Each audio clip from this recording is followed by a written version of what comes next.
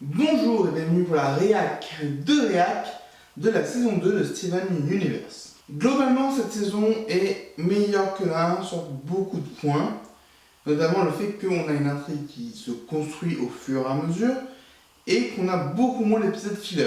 On a vraiment un intérêt qui se crée pour cet univers et ça donne envie d'en savoir plus.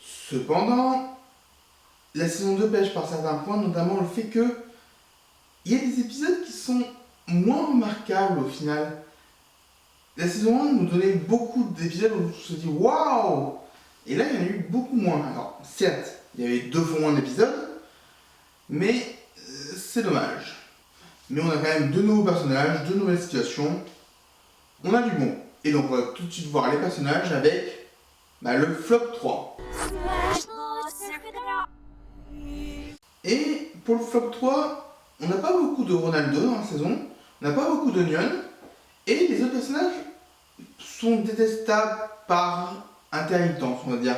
Il n'y en a aucun où je me dis vraiment Et donc, j'étais incapable de les classer les 3 derniers. Donc ça va être un flop 1 en fait. Et le seul personnage qui a vraiment réussi à m'énerver de bout en bout est le personnage spécial de l'épisode crossover, donc épisode 3 de la saison 2, Oncle Grandpa.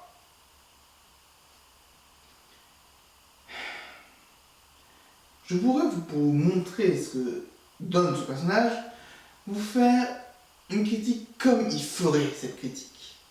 Mais moi ça va me saouler, et de 2, vous allez tous vous désabonner. Donc ça ne sert à rien. Et pour ceux qui ne sont pas abonnés, abonnez-vous. Hein. Mais le problème avec Oncle Grandpa, c'est vraiment nul. Je ne connais pas du tout la série dont le crossover vient à l'origine, mais j'ai pas envie de la voir. C'est du délire puissance 1000 et ça ne s'incorpore pas du tout dans Steven Universe. Et le pire, c'est que ça donne du grain à moudre à la série. Cet épisode-là n'est pas inutile dans la série, il sert à quelque chose. Et ça me rend... ça m'énerve. Parce que du coup, ça veut dire que ce personnage fait vraiment partie de la série et il me saoule.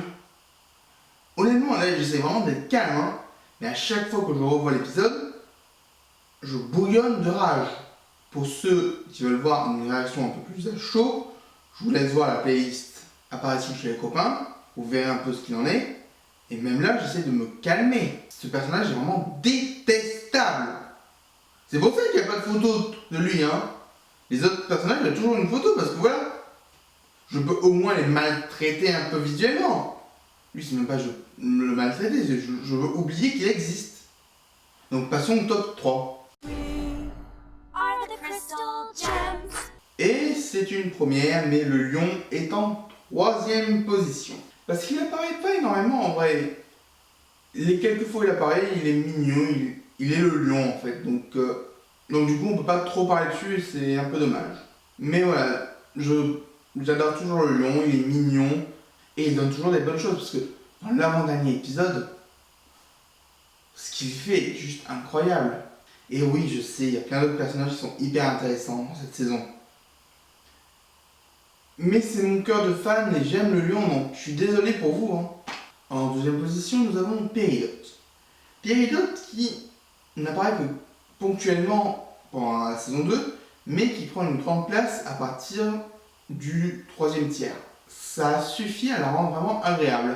Parce que elle a cette manière de parler, ce franc-parler, elle a tout un tas de petites mimiques qui la rendent drôle et qui nous offrent à apprendre plus sur l'univers de la série. Et franchement, c'est hyper cool. Il y a certains épisodes où je trouve qu'elle est un peu réduite, comme par exemple l'épisode où elle se fâche avec Améthyste, c'est un peu moyen.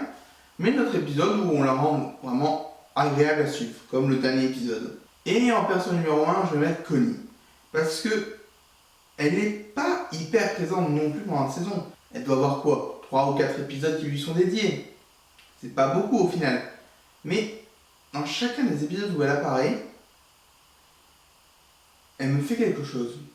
Franchement, je la trouve hyper mignonne. Par exemple, dans l'épisode avec les anniversaires, même si je déteste cet épisode, hyper mignonne dans son couple avec Steven. Dans l'épisode Cauchemar à l'hôpital, on a une vraie tension.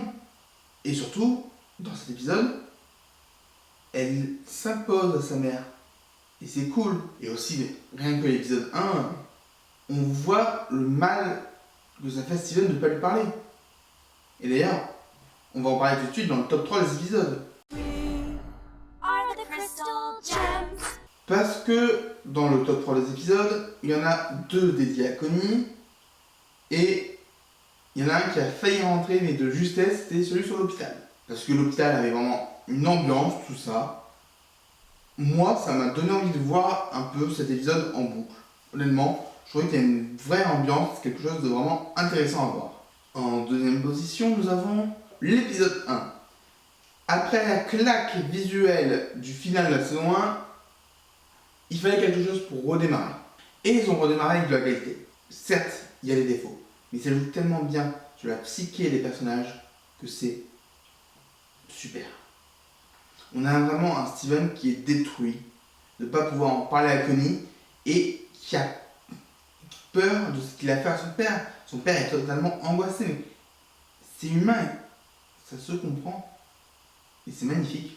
Et surtout, je pense que c'est l'une des chansons les plus intelligentes de la série. Ce n'est pas ma chanson préférée, mais la mélodie du portail de Steven s'intègre tellement bien à la chanson que je la trouve vraiment intelligente au niveau musical. And that means you when I have to protect you. What if somehow you get hurt? What do? I don't want that for you. Ooh, ooh, ooh.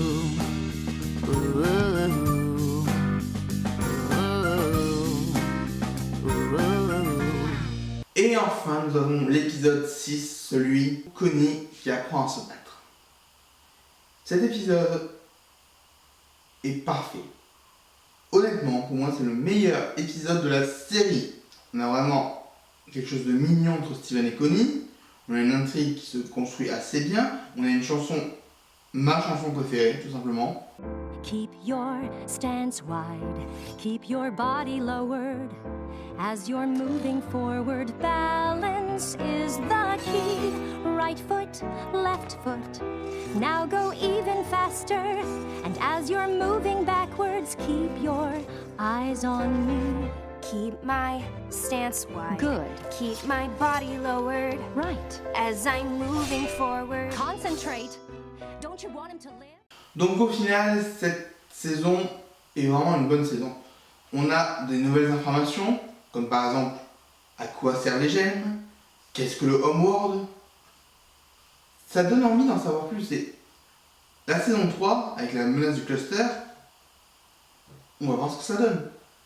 Mais Steven Universe, avec cette saison 2, montre qu'elle peut être meilleure et qu'elle peut faire quelque chose de bien à mon goût.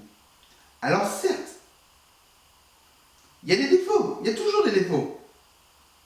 Mais, comparé à la saison 1, il y a quand même beaucoup plus de qualité.